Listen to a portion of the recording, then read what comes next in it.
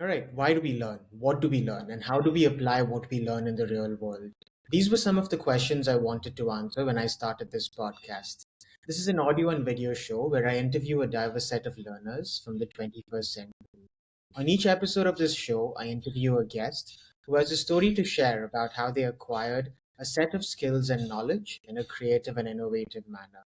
In the process, I hope to uncover a new understanding of learning as conceptualized and imagined by the guest in our show. Today's guest, Shaunak Day, is someone I met maybe 7 or 8 years ago. And the reason I wanted to interview him was I was really fascinated by his personal and professional journey. A little bit about Shaunak before we jump into this conversation. So, Shaunak has a BE in electronics engineering from the University of Bombay. He also has a PhD degree from the Center for Studies in Resources Engineering from IIT Bombay. He is currently a senior radar engineer at Capella Space, where he leverages his PhD in machine learning for radar remote sensing. Apart from that, as an individual or as a professional, his work aims to provide high resolution radar imagery from space for various applications such as urban planning, disaster management, and environmental monitoring. He's passionate about advancing the state of the art in radar remote sensing and creating impactful solutions for the world. So, Shaunak, thanks again for making time for this. The first question I had for you, and again, we're doing this in different time zones. So, again, I appreciate you making time for this. But I wanted to ask you, before we jump into your professional journey, I'm curious about your worldview as a child. Growing up in India, in Bombay, what were some of the things you were curious about at school and outside school? And did you always have a fascination for science and the world of engineering as a young student? Yeah, I'm very stereotypically an engineer. My dad tells the story of how I took apart when I was four, I believe. I took apart like a transistor radio and I put it back together and it worked. Like that was the thing where he was like, "Yeah, you kind of were always going to become an engineer." So I was like very much into like I would say more science than engineering to start out with. Like the Bhava Atomic Research Center and all of these things were like big things in my childhood imagination. Fun, weird story about me is that I was supposed to be born in the same hospital that like Dr. Homi Baba was supposed to be born. It's right after you cross the New Sea Link right there. But my mom suffered an electric shock and then she went to Calcutta to live with her parents and I decided to arrive in the world early. So I was technically born in Alipur Zoo in Calcutta in the Calcutta Medical Research Center because it was an emergency and it was the 90s so nobody had it's actually 89 so nobody had like an incubator. So I was born just like during Durga Puja in a hurry. But yeah, it's a fun little fact. But yeah, ever since then, like when you grow up with this was a story told in my family, right? But what was fascinating to me is realizing how lucky I was. Like child in anytime people say the past was so good, the golden years, I was like, I'd be dead at birth in the past. Like that's the reality. So that I think got me to understand just how much progress like science had made, where we can keep people alive when they've been in the womb for 7 months, or like we had a terrible pandemic, but let's be real, we invented a vaccine in 2 years. That's from a humanity perspective, that's insane, right? We're like uh, collectively we've made so much progress. So I think I was always very interested in science, and then I realized that I didn't have the patience for science. Like I wasn't very methodical. Even like experimentation was my favorite way of learning, right? And I think a lot of people connect with this. I was a very kinesthetic learner, so you do and you see and you learn. So for me, that's when I decided engineering was probably going to be it for me. Yeah, like for someone growing up in India, just to give them that context, like if you do want to take up engineering, what is the path you'd have to opt for from high school, and what was the path you eventually chose? Yeah, so I think like it was even before high school, like around eighth grade, I think I was taking the like you have the science competition, the Homi Baba medal, right? So I got through the first round, so I was like, oh, maybe I'm actually good at this. So I started studying, and like from then on, I realized I couldn't do it myself. And there's two paths I feel you could go. You could go get these like classes now. When I was growing up, it was less common, but and we. I love the topic of your podcast, talking about pedantry and how learning happens. Like, I feel like you could either go cram a bunch of questions to do better at the exam, and you'd probably do better than me because I didn't get past like the silver ranks and stuff, right? So I have my silver medal, but not the final homivaba exams, which is oral, you really have to cram. And then there is like the other way, which I think is a better core learning, where you're actually doing, you're interested. Because I didn't want to go to like this cram school tuition lady to learn about this, I was going to somebody who actually was a working scientist in my building. So I got super lucky. And he was teaching me how, like, what this exam is trying to test. And I think that is the first thing that is like interesting to talk about, like how people move there.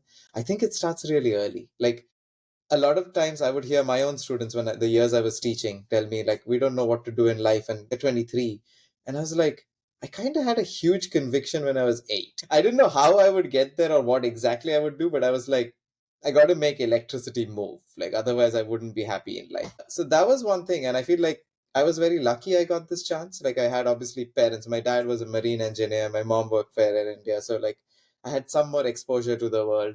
But also, like, as I was going to study for this homeopathy exams and math olympiads, I was learning from somebody who's actually a practicing scientist rather than like a cram school teacher. And then my uncle got his PhD during the same time after having worked all his life at like a medical research institute in Calcutta. So it was, I had the pieces in place to see how I could make a life for myself, right? Like, this is the pathway. And I think that is very important. I mean, also, granted, I had like a little bit more access, right? So when I first told my dad, hey, I want to learn about electricity, he just got these like hobbyist, like there's Electronics for You, if you remember that magazine that used to be very popular. So he had this compendium of them. He just gave it to me and I was reading from them. I think I got exposure very early to like what was beyond the textbooks, but also I had the chance to have the time to do all of this. And because my parents never really insisted I get better at like my grades. And I think I would have had a worse outcome had I had better grades, as stupid as this sounds. I could be very honest about this because I want people to hear this. Like, I was terrible at maths in school. Not because I didn't care about maths, but because I was extremely dyslexic. So when you have like your exam papers, right? So you've asked me a question and I'm continuing to solve this arithmetic, and I turn the page, a 6 becomes a 9. I'm getting 0 marks even if I was correct, right? So in school, ICSE school exams, I scored 100 on 100 in computer applications, which saved my life, by the way. I scored 69 in math. So I simultaneously had the highest score possible. Like, I remember only 6 people in my year had scored that. And I had one of the lowest scores in math in all of the country because it's normalized. So it's very, very low. I think below that, you'd basically fail. And somehow my teachers were like, how, and I was very good at science. I had got like 92 in science. I somehow did better in Hindi than in English, even though dyslexic human trying to write 36 consonants was not a great idea. But you could see how like my parents didn't care. They treated it as a joke. It was like, oh yeah, haha, you did better in Hindi than English. Like, try writing a sentence now. Brush it off. But it like early on, my parents not caring helped me understand the futility of this exam system.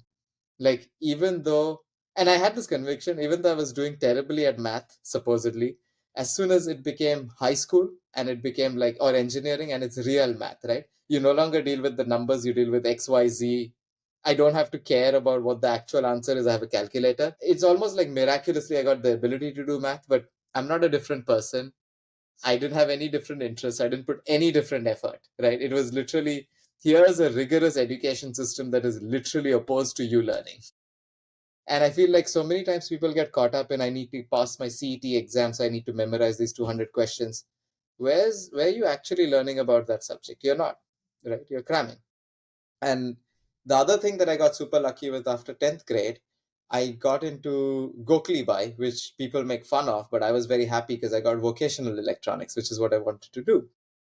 And I went there day one. The vocational electronics teachers, by the way, are fantastic. They were probably better than half of my like BE teachers, like engineering teachers. And I would say I have a very good relationship. I still stay in touch with my engineering college teachers. So it's not to say they were bad. I'm saying this is extremely high praise on my vocational teachers who, like, as soon as I showed interest, they were like, yeah, we can short circuit the fuse and you can try these things out, which, was the best way to like learn things. And I also had a business in high school. It was called Zyzibo Electronics because the domain name was cheap. And I was basically making like knockoff amplifiers, like, people who play guitar. I don't know if we met Kunal Dole also Yes, at the yes. time we met. Yeah. So I used to make he used to show me these like Fender amplifiers he was like coveting from like some rock Rolling Stones magazine that his dad had got from like Dubai or whatever. And I was like, oh, I can find the schematics for this and make a knockoff for you. So that's what I used to do. Like that's why I was hanging out with him that time. It was a fun time. He's like playing the guitar and I'm making these random amps and modifications. And that got me started, right? There's no better way to learn electronics than make a product and iterate on it. So I feel like I had a lot of these advantages which showed me that the pedantic education system that I was being shown was not actually helping with pedantry, which is the act of learning. So there's this big gap, there's this dissonance. And to this day, the dissonance continues, right? Because you'll often see people who are scoring extremely well in their exams, but like then don't go on to change the world with like, I don't know, invention. When was the last time you heard somebody who like was extremely good at school then goes on to invent vaccine? It's usually the story of I was okay at school, I took it more seriously in college, then I did a PhD, and now I'm like the person that this is maybe a very specific example, but I met somebody at Texas A&M, old person, like moved here in the Reagan era to there, but in India, he also went through the same kind of like BE systems, and it's funny to see how much our coursework was similar, even though we studied like 2 decades apart, which is one a problem. But like at Texas, he's the person that invented the IGBT. IGBT is a type of transistor that basically powers every electric car. I don't think this person would have been able to invent the IGBT had they like memorized every CET question on the planet, right?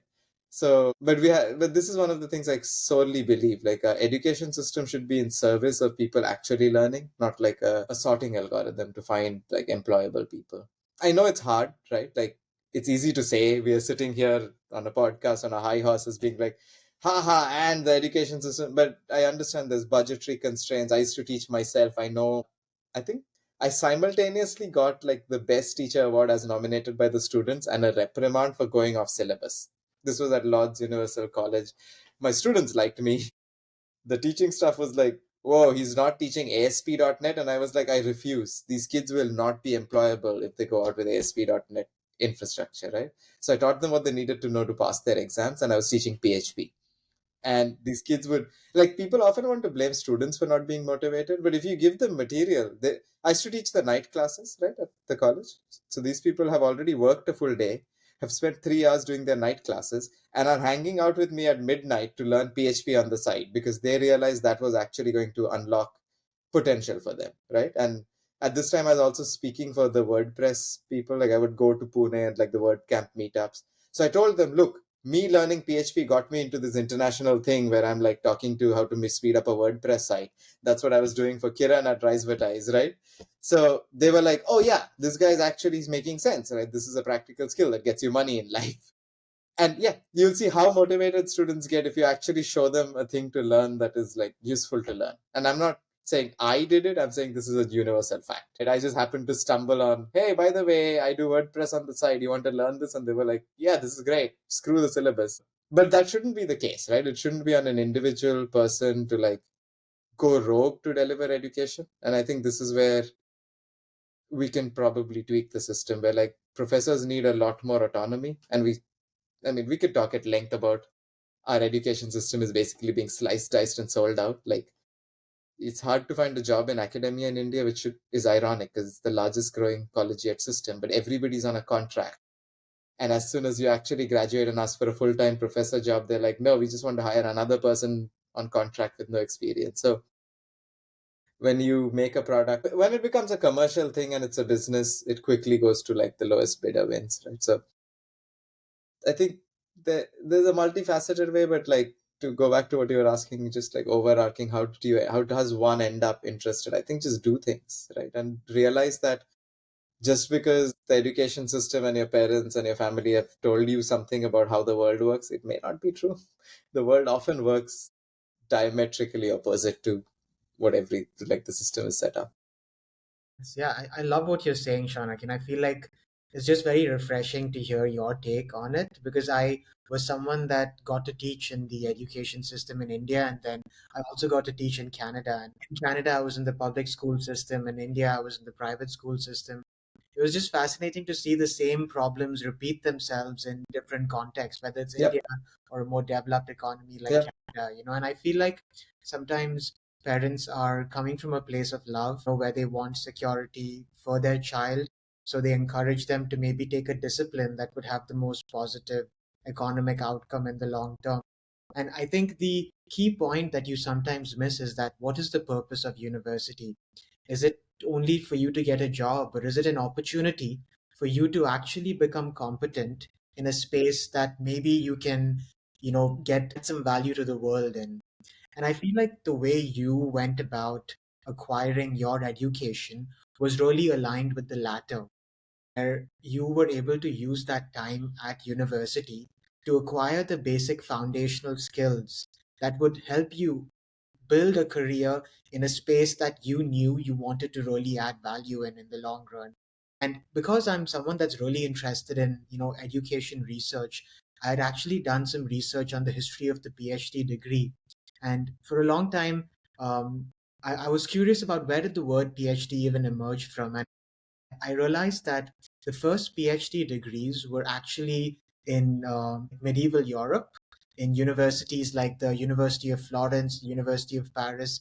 And these were actually guilds. They were guilds where a group of professionals would come together and they wanted to train the next generation.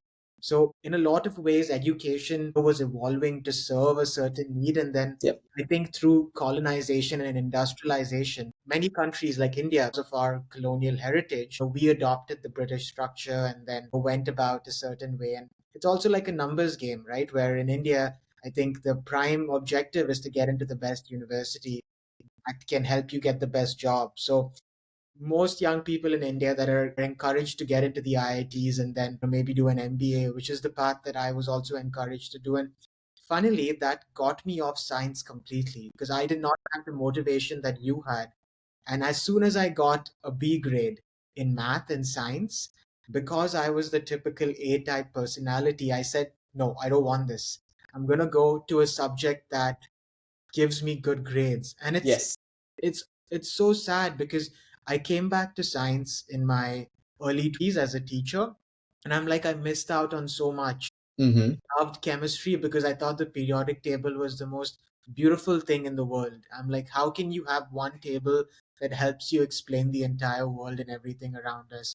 In physics, I was amazed by the model of how, physicists worked on things and how they discovered. It was so sad that at a young age, I thought my understanding of science was limited to the grades I got in Yes. a particular subject and not about how science actually makes the world a better place, which I think is the core principle that sometimes we miss out on, is that scientists are actually trying to make the world a better place. Even though we may not completely understand the impact of a small body of research, in the long run, I think science is one of the greatest inventions that humans have made to build on past knowledge. I think what is interesting from there's two things that I really like completely resonate with you on. One is like, yeah, the history of the give out. Like people forget you don't have a PhD in computer science, right? Like we say it today because again we're in this industrialized education system. You have a doctorate of philosophy. That's it. You studied philosophy, natural philosophy, asking questions about the world. And this is something that, again, what really resonated with me is you said, I mean, same with me, right? Like early on, somehow I was told, oh, you want to do science, so you should never learn economics because that's an art subject. And obviously, I didn't meet it till like very recently. And now I'm pointing to my bookshelf that's just off camera. But like half of the books are about econometrics, which is something I'm very, very fascinated by. And I'll tie it back to radar remote sensing, but the art of learning is about mixing disciplines and taking knowledge from so many things. Here's a funny story about radars. The core algorithm that focuses a SAR image, so you've seen some of these SAR images that Capella produces, it's called back projection. It's one of the core algorithms, there's a few others. It was more or less invented at Stanford, and the story goes a few different ways depending on which subject you're talking to. But the core idea is seismology was an older science where you just listen to sounds coming from the earth, and it's a way harder problem than radar because the radar is going to reflect off one surface. A seismic profile comes from depths on earth. So this visiting scientist at Stanford who was in the office of the earth science people was like, you call that a hard problem? Oh, look, this is what I do. It's called time domain image formation, which became back projection and radar.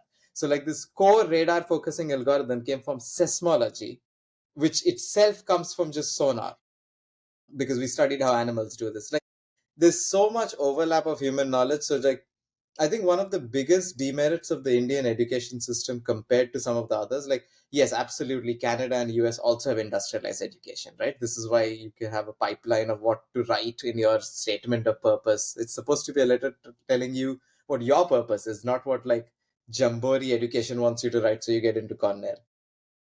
But it's education. But the reason I'm saying this is like at least you're allowed to switch, right? You join UCLA, you decide after your first year, the School of Letters and Science is not for me. I'm going to go study economics. And that interdisciplinary nature of those universities really helps. And I think we do ourselves a disservice in India where at high school we're like, oh, you should never need to know geography again.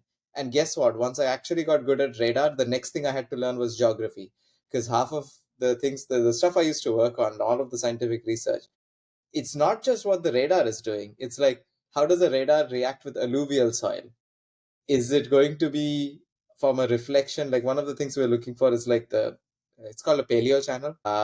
There's always truth behind myths and legends. So when people talk about like this three junction from the underground, it's always worth checking what was the history of that legend. So we were like, what if there's actually ancient rivers that got buried under rock and soil? It's a common geological feature. It's called paleo channels.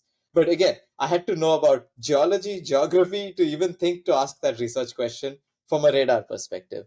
So, like, I don't think human knowledge should be restricted in fields because everything is everything. And we only improve if, like, a person who is, like, studying how to teach computers how to do, like, human language and is themselves bad at human language, like learning and writing, it is easier for me to understand how a computer learns language and then teach myself another foreign language than it is to go the traditional route of just immerse yourself in the media. That doesn't work for dyslexic people, right? Because my will to learn that language is high, but my ability is very low to read these new symbols. But if I think of how LLMs or ChatGPT or whatever you want to call it, AI, I guess we'll call it this year, and next year we'll call it something else, but machine learning in general, the way it learns is it's like a reward system. So I started thinking, oh, if a computer is being shown a bunch of text and is being rewarded for successfully remembering that text, I should put myself in a system. And I will say Duolingo has knocked this out of the park, right? Some of their languages are amazingly gamified. But you can see how, like, if I just stuck to the old system of buy this textbook of how to learn Italian and repeat a bunch of vocabulary words, I would never get anywhere. So it's like the act of learning itself can be taught from so many points of view. So I find it like, why should you limit yourself? I understand again what you mentioned. It's an industrialized system, but I think we can do better as a humanity, just not in the formal education system. I don't actually care that much about it.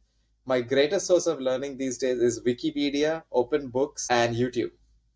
Like, uh, if you ever want to learn about remote sensing or SAR, like the stuff Capella does and stuff I was doing, it's way easier to go learn it from DLR, which is the German space agency. They have a YouTube channel with amazing lectures. Like you can look up this video, SAR explained with bats and echoes, just animated video.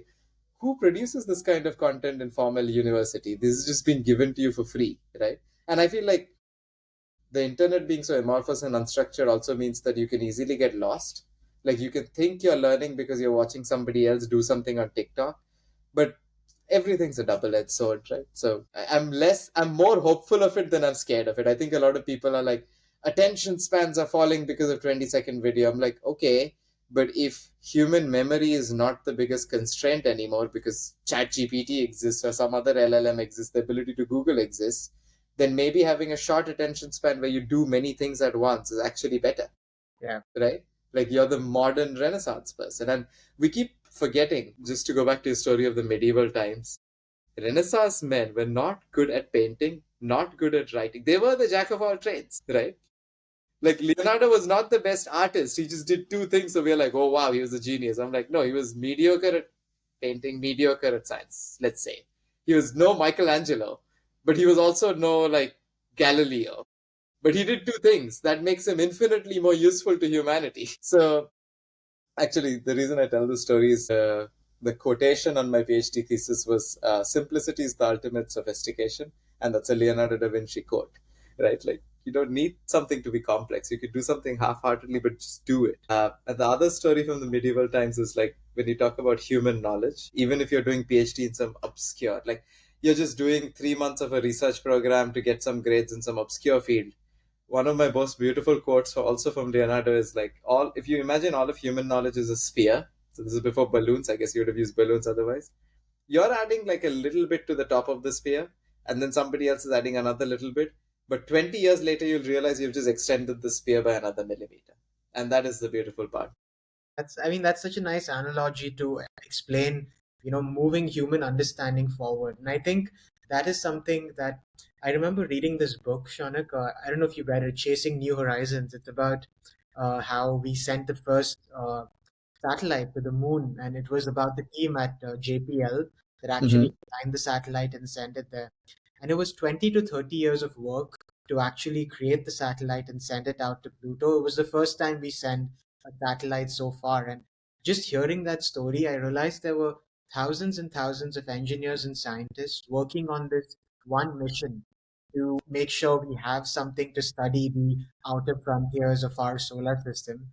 And there were so many years where they failed and they didn't get the media attention that they should have got, because it was not as glamorous as you think it would be. But science that you're doing on a day-to-day basis cannot be the science that everyone wants to know about. And I think that's the part that I feel we sometimes miss out on, is how hard engineers and scientists have to work for years and years to give us something that can we can actually apply in our life. Yeah, absolutely. It's a cumulative effort, as you were saying. And also, it's a thankless job. It doesn't pay very well, like in the grand scheme of things. Yeah. And you have a lot of failure. Like the key to building something is failing a lot. I think like the Chasing New Horizons book is very interesting. There's another book that I would like reference and recommend. It's called Silicon Sky. How one small startup went, oh, I think something like that. It's basically Silicon Sky is the title of the book. You can't easily find an ebook of it, so if you find a paperback copy, just buy it. But I think the story behind like the Pluto, I think the book you mentioned, Chasing New Horizons, was the Pluto probe, right? Tutoring. Yeah. That one shows how like you can methodically get to an answer through years of work. And Silicon Sky is the opposite, where it's a startup which basically beat the big boys to space. It was the first startup made commercial satellite in low Earth orbit, and that like kicked off the planet and the Capella and the whole wave. Like you're seeing Pixel, India's first hyperspectral satellite, and actually first commercial satellite operator, just went up on the transporter launch last Friday. So Mm. I'm friends with a lot of the people who founded Pixel, so I was like very excited for them, right? Because it's a big journey. But the reason I like these books as contrast is like there's so many parts to contribute to the world. Like one thing that you were mentioning, doing methodical work to solve actual big problems at government scales is important. But also the people that are willing to hack existing things together and fill a hole are also important. And I also, the reason I bring this up, I never want people to feel left out because they enjoy the hacking aspect of it. And I don't use hacking in like the, oh, I break a system sense. I just like, uh, I tell you a fun story about where the word hacking actually comes from, but like, I just saw that there is this app that like converts your face into a cartoon. And I saw that there were these bunch of people on Fiverr who are like paying for human artists to sketch the cartoon out. So I like threw together something that can like make that cheaper or whatever, right? So more people can afford it. I know that's not like something earth shattering you did, but you putting together two separate systems is a value for humanity and society. In fact, I would argue if you look at our modern system of rewarding things, the fact that most middlemen companies make more money, right, like consultants and stuff, shows you just putting things together in an economy is worth trillions of dollars. So that's why I bring it up. I feel like everything that you do in the world, as long as it's not harming anybody else, is contributive, and you should be proud of it, right? For sure, yeah. And And this is something like our education system tries not, like as you said, you get a bad grade and they're like, oh my god, you're a terrible human. No, you learned what to do the next time so that you can learn a bit more about the subject, and we need to reward that, I think. yeah, and I like one thing I wanted to know about your journey, Shaunak, and like once you were done with your vocational course, you did your BE in electronics engineering, and then post that you decided to pursue a PhD from IIT Bombay, which is considered one of the premier institutions in India. So, what was your journey like in that period, which is about I would say 5 to 6 years or 7 to 8 years of your life. Probably a bit more because you make it sound like really nice when you say it that way. But that period in my life was chaotic, and we were talking a bit about this. But I went into engineering school. Throughout, actually, the thing that was interesting throughout engineering, I built a lot of stuff. I mentioned the amplifier stuff I was doing in high school, but I took it up to the next level, like sort of this may be admitting to fraud, but like whatever, my classmates along graduated. So you know how in engineering school, second year of engineering, you're supposed to build a practical project. That's supposed to be your introduction. I loved that. Like I actually had a PCB milling facility at home. I've bought like used things from like JB Nagar, which is like the industrial area near my house. I had a lab set up. I was like making PCBs for fun because I was like scaling up what I thought was my business, making audio amplifiers. And then I realized, hey, most of my classmates don't want to do these projects, and I would love to do six of them. So I threw together project kits, which most people do, by the way. When they go to engineering school, they go to Lamington Road, they buy a pre-made kit, they solder it together and say they did it. So I was like, wait, I get to design these. They will be more unique than the Lamington Road kits, giving me a competitive advantage. These are my classmates, so I can explain to them exactly what it is so they don't fail the oral exams. So I had my website, zycibo.com. I threw together like an e-commerce shop and I started selling it. I was selling to DJ Sangvi, like so many colleges. I just sold like random kids. One of them, I even put it up on Script, the whole report to like show potential employers, like, hey, I did this. But yeah, I was making amplifiers, I made digital counters, like all sorts of random stuff. So it gave me so much first-hand experience doing even more. I was designing these PCBs before they taught me to design PCBs in college. And I also do think people are like, oh, college was useless. I was like, college was the most useful period of my time. Granted, I didn't go by the book, but everything I needed to learn were in the textbooks. I just decided to apply it maybe a little out of order, maybe a little ahead of schedule. Also, because I had the PCB milling thing in my house, I was iterating a lot and stuff like that. So I think what often that statement is not wrong. College isn't useful in the form that it is usually prescribed to you, but like I think college can be very useful if like somebody is able to guide you through these steps, right? So that was that. But when I finished electronics, I couldn't find a job in electronics. There's not that much. So by the way, I didn't even do electronics and telecommunication. I was very passionate about power electronics. I still am. So I was like, I need to do power electronics, and I couldn't find a job. I got this campus placement offer from a company I will not name, but one of those big companies that like sends a bus, picks up 300 people. I get in there. First day of work, I realize nothing I said in my interview, nothing on my resume mattered. I was being corralled into this group of 30 people who will learn Java or whatever, and the people who are a little better will teach the others and will be deployed into like some random maintenance project that is being shipped out from some other country to you. And I was like, I cannot see the rest of my life looking like this. So I just ran away. The one thing people don't tell you, I know they tell you that you have a bond and they'll enforce it and you have to pay them back for the training. They don't care. Like, you're not worth their time. So I ran away and I was like, I need to find something relevant. I came upon this one advertisement from like a professor at IIT Bombay who had this ISRO IITB project. He was like, hey, I need project staff for this. So you'll be like an employee, you won't be a student, but you'll sit in my lab, you'll learn things. And I was like, this is the opportunity I was waiting for, right? It paid nothing, which I didn't care because, and also I should name this person. It was YS Rao, Professor YS Rao. He's a very big influence in my life, like huge part. Hard person to work for. Like I don't think I remember Sundays often. Like I just would show up at the lab, but it was exciting for me. I think like people often say you don't feel like how many hours you're working if you're really enjoying it. That was that, like 100%. The first time in my life I realized it didn't matter if I, as long as I did what this person asked me to do and learned from him, I would go somewhere.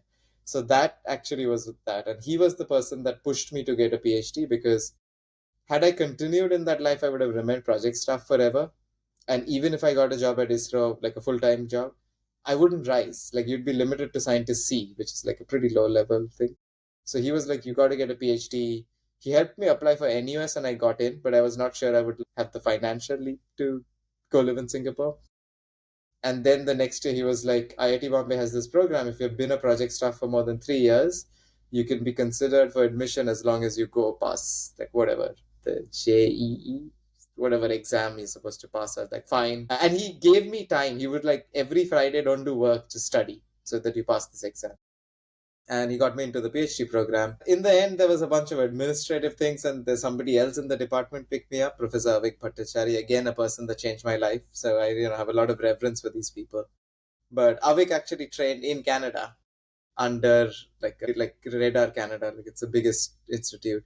Came to India, wanted to like refresh the education system. So and I was like looking to skip masters, right? Because I've gone from BE to a PhD program. And he was like, yeah, people do this all the time abroad. You're going to do this. And he took me on. And so I did spend a long time because I was working and doing my PhD. So I think it took me 7, 8 years total, of which four of them were actively in the program. But like, I spent quite a bit of time. But also, again, I got to continue building cool things. I built like the SAR processing toolbox for RESAT 1, India's first SAR satellite.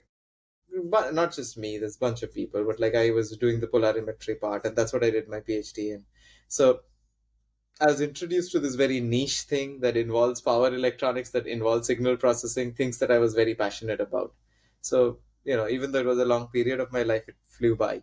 But once I graduated the PhD, I was faced with this other problem of, well, academia is really hard to get into, right? Like, I and some of my lab mates went through this fate. They went through a bunch of postdocs and then they were looking for a more permanent job and they didn't know where they would end up. Like you could end up at the University of Tennessee or you could end up in Canada or you could end up, I spent some time in Italy doing like a away program. I could end up there and I didn't know if I wanted to spend the rest of my time there. I just didn't know. I wanted some more certainty. Also, at some point I did have to start like being more financially responsible for my family. So I was like, I can't muck around forever. So that's when I switched from academia to industry. And one of the most relevant jobs that came up was at a company called Orbital Insight.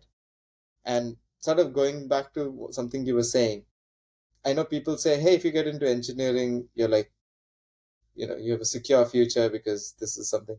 But also, you have to remember if you do what everybody else does, you're in the market with everybody else. Because my sort of academic career was so niche, it was like a particular type of radar doing a particular type of sensing. I was able to find like this niche job at this one other company on earth that does it, and they need people, and I needed a job. It worked out. The other job I was like sort of considering was working for Grab Taxi out of Singapore because I'd kept in touch with some people there. And again, that was again because it was geospatial science. They were trying to like understand mapping and map road networks. So my interviews out of that program was so different from my interviews out of bachelor's because we were not talking about whether you know how to do Java. It was like, hey, do you have this very particular skill? And suddenly I got a lot more confidence because you're not being quizzed, you're being like collaborated with, and that just changed it. So I think so. I skipped over like the moving to the States part, but like the period immediately before that where I was a project staff at IIT Bombay, just doing project staff work, but also having slightly bigger dreams. Like there's a lot of project staff that were there for decades, just like hanging about, continuing. So I feel like it's a combination of meeting really good mentors, getting some amount of drive from the fact that I wanted to do this, and some amount of drive from my mentors are now going to pull me up, right? So that helped a lot. And without them, I would not know what to do, to be honest.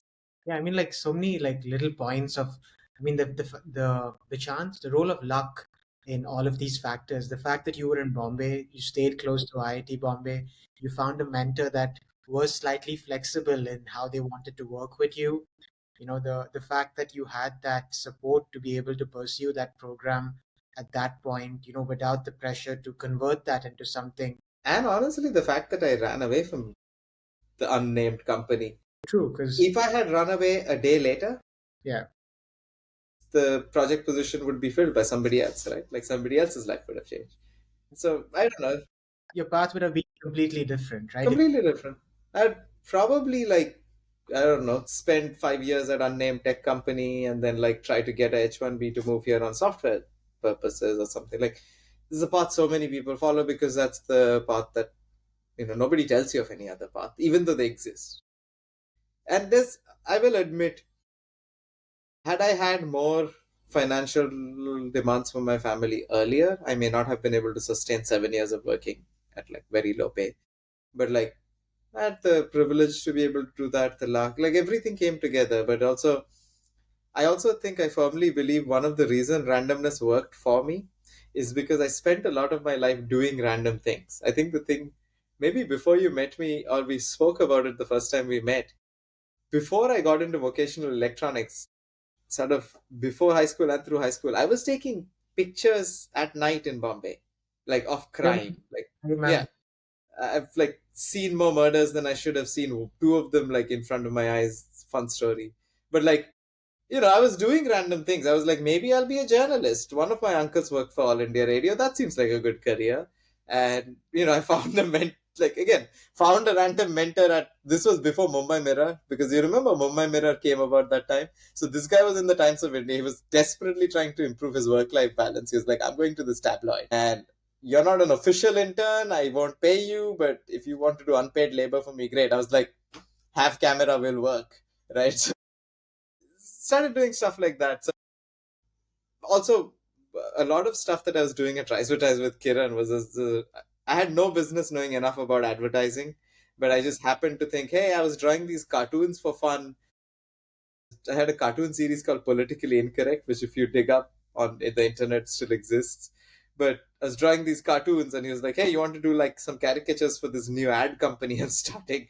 Like just random stuff. So I think like one, I recommend doing random things to everybody. I think like if you just follow a trajectory, you're going to end up where everybody else is ending up, which is not a bad thing, but it's also not the most, it's a guaranteed outcome, but the outcome is fixed. I think if you do a few random things, there are points in my life I could have gone astray, because the things that I'm not talking about, my very nice Mumbai Mirror mentor chain smoked, and that's when I started smoking. Right, like there's habits that I could have picked up that would have stayed with me for my life and like really done bad things, but I was able to kick the smoking habit because I started running. Again, another random thing I do, and I to this day keep this up, right? So it's like do things. That's my biggest, like, if there's anything that like people are like, okay, here the world is about to end, there's a nuke falling on your head, give one piece of advice you want people to remember, like just go out and do anything. Like I don't care what you do, just do something. Don't be on TikTok, or be on TikTok, but do something on TikTok. Like I don't care where you express your creativity, just express it. Don't consume, produce. Yeah, because in a way you are conducting little life experiments to see what clicks, right? And in a way, when something really clicks, you go deeper and deeper to see how that can, be aligned. But I feel like to be open to do these life experiments, you get a lot of data about that alignment with your larger vision. And I feel like you were able to do that consistently. And fortunately, one of your big life experiments has paid off, in the long term. And I think those 7 or 8 years where you actually put in that time, I think you are reaping the rewards of that with your professional Yep, role right now. Because I don't think absolutely. there'll be a lot of people that have that sort of niche expertise on an India scale, but also on a global scale, with regards to research and what I will do, Shaunak, I know it's extremely hard to go into detailed research in a Yep. one-hour conversation. So I will be including all of your links of your research in the show notes for anyone that wants to understand your work better. And Shaunak's also on LinkedIn, and you can follow his work and the organization that he's working for on that platform too. But Shaunak, for the last 5 to 10 minutes, what I wanted to ask you was about the the macro sort of vision of why radar sensing and image processing is important, and I'm thinking about this from like a human scale, from a global scale. Like, why is it important to work on the technology that you are working on right now, and how can it impact human lives, not just in a particular part of the world, but all across the world? So can you give me some actual applications of why this sort of Yep, technology is absolutely. I important? mean, I could start off with like fun history lesson. The first SAR system we ever put in orbit was not on Earth; it was on Venus, Magellan. Like the before you like if you had to Yeah. define star, like what is star, and then maybe Okay. the application of. Yeah. So SAR stands for synthetic aperture radar, and radars are something that I think more people are more common with. You send out a burst of energy, it collides with something, and it comes back, so you know what the range to that thing is, right? Because you know the speed of light. What SAR does, it just applies another dimension to that, where you send a burst of energy and then you move, and you send another burst of energy and you move, and you can sum all these echoes to form a very high resolution image. And typically, the reason you use this is because you can image at night because you're your own active source, unlike what you've seen on Google Earth.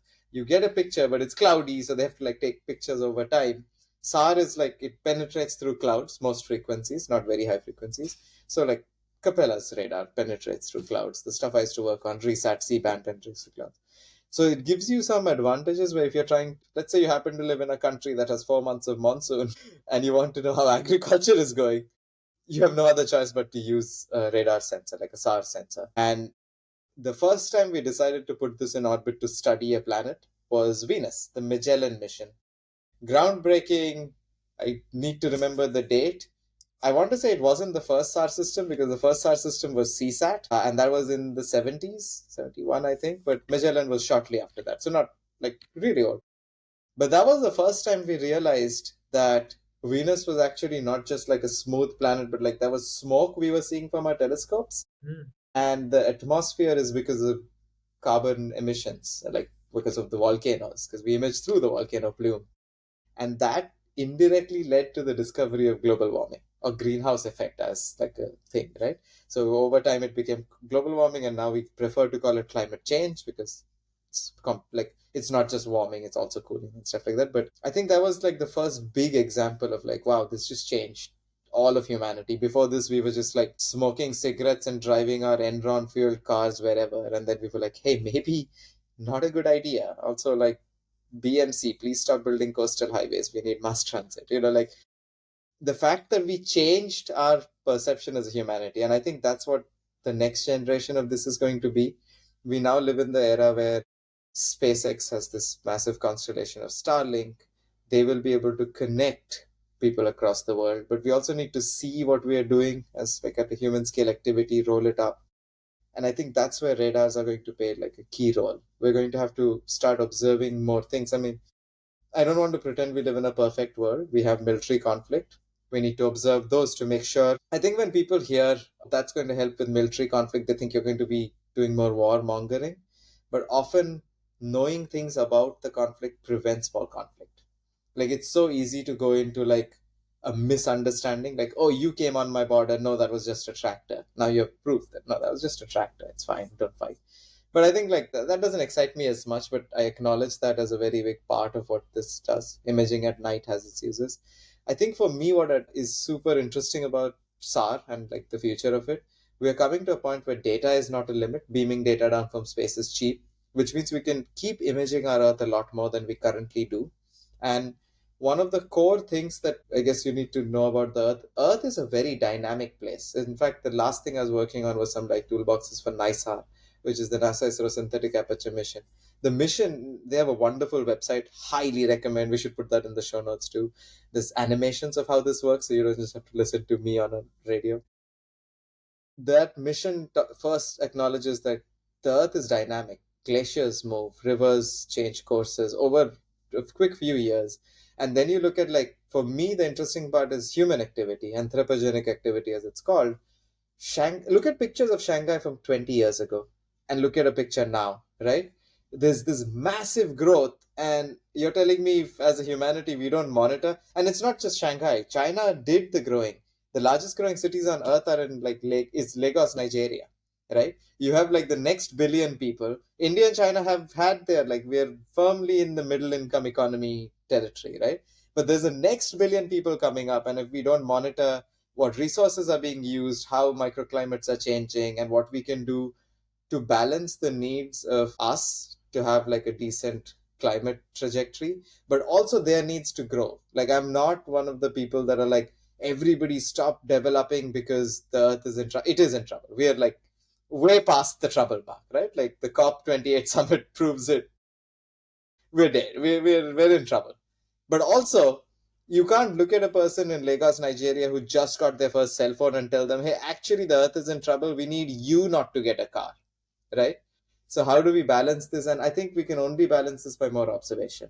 So, as we observe the earth more, I think it's not just radars. I think all satellite observation technologies are important. To this day, if a plane crashes, it takes us more than a few days to find all the parts. You would think in 2025 that should be instant. Like, this happened. Let's go look at the Jeju Air wreckage in virtual. The other big thing I'm very interested in is called building a digital twin of the Earth. Like, I think, sort of calling back to a conversation we just had about, I was lucky I could experiment with my life.